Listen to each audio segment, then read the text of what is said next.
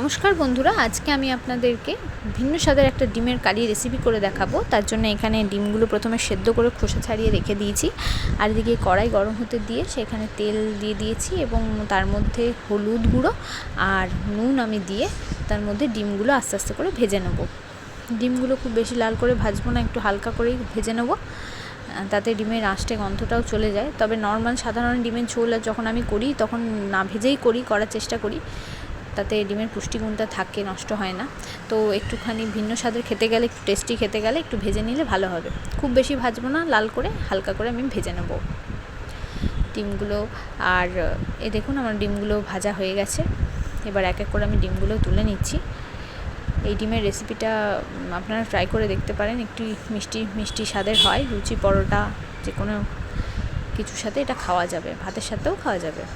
এরপর আবারও কড়াইতে কিছুটা পরিমাণ তেল ছিল, তার মধ্যে আরেকটু তেল দিয়ে তাতে আগে থেকে কেটে রাখা, রাফলি আমি কেটে রেখেছিলাম পেঁয়াজ, আদা, রসুন, টমেটো আর কাঁচা লঙ্কা, সেগুলো এই তেলটা গরম হলে আবার আমি দিয়ে দিলাম। খুব ফাইন চপ করার দরকার নেই, একটু রাফলি চপ করে আমি এগুলো দিয়ে আর একটুখানি ভেজে নেব। এরপর দিয়ে দিচ্ছি আমি সমস্ত জিনিসটা, দিয়ে ভালো করে ভেজে নেব।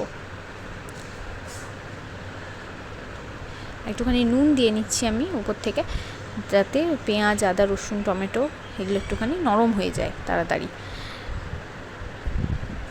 নুন দিয়ে যে কোনো জিনিস একটুখানি ভাজলে, পেঁয়াজ বা টমেটো, আদা এগুলো দিলে পেঁয়াজ এগুলো তাড়াতাড়ি একটুখানি গলে যায়, নরম হয়ে যায়, ভালো সুবিধা হয় ভাজতে। এরপর আমি ওই ভাজাটা একটা মিক্সিং জারে নিয়ে নিয়েছি ঠান্ডা করে অবশ্যই।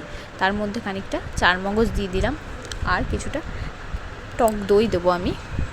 প্যাকেটের টক দই ব্যবহার করেছি, আপনারা যে কোনো টক দই ব্যবহার করতে পারেন। তো একটু টক ভাব ভালো লাগবে, টক টক মিষ্টি ঝাল সব রকম থাকবে। এরপর আবারও কড়াইতে তেল দিয়ে, তেল গরম হতে দিয়ে তার মধ্যে আমি খানিকটা জিরে ফোড়ন দিয়ে নিলাম। জিরেটা ফুটে উঠলে ওই যে বেটে রাখা মশলাটা আমি এর মধ্যে ঢেলে দেবো। আমার বেটে রাখা মশলাটা ঢেলে দেবো। এই যে এবারে আমি কষাবো ভালো করে। এর মধ্যেই আমি কিছুটা পরিমাণ হলুদ, নুন স্বাদ মতো, আপনারা যেরকম খেতে চান নুন সেরকম দেবেন স্বাদ বুঝে, আর বেশ খানিকটা পরিমাণ চিনি ব্যবহার করেছি। আপনারা চাইলে গুড়ের ব্যবহার করতে পারেন যারা চিনি খান না, বা ব্রাউন সুগার। এরপর আমি এটাকে আবারও কষিয়ে নিচ্ছি, তেল ছেড়ে আসা অবধি আমি কষিয়ে নেব ভালোভাবে। সমস্ত মশলাটাকে আমি এভাবে কষিয়ে নেব। যেহেতু চারমগজ দেওয়া আছে, বারবারই খুন্তিটাকে চালাতে হবে, নইলে তলায় লেগে যেতে পারে। তাই আমি বারবারই দেখুন কষিয়ে নিচ্ছি খুব ভালো করে খুন্তির সাহায্যে। তলায় যা লাগতে দেওয়া চলবে না, স্বাদ নষ্ট হয়ে যাবে। এই যে দেখুন তেল পুরো আমার ছেড়ে দিয়েছে।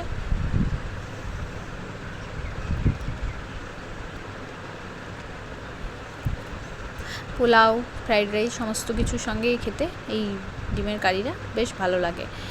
না, সাধারণ ডিমের যে কারি আমরা করে থাকি তার থেকে একটু ভিন্ন ধরনের। এরপর দেখুন মশলা কষা হয়ে গেলে আমি এর মধ্যে জল দিয়ে দিলাম পরিমাণ মতো। ফুটতে শুরু করেছে জল, সেই সময়তে আমি ডিমগুলো ছেড়ে দেবো এক এক করে। ডিমগুলো দিয়ে আবারও খানিকক্ষণ আমি ফুটিয়ে নেব।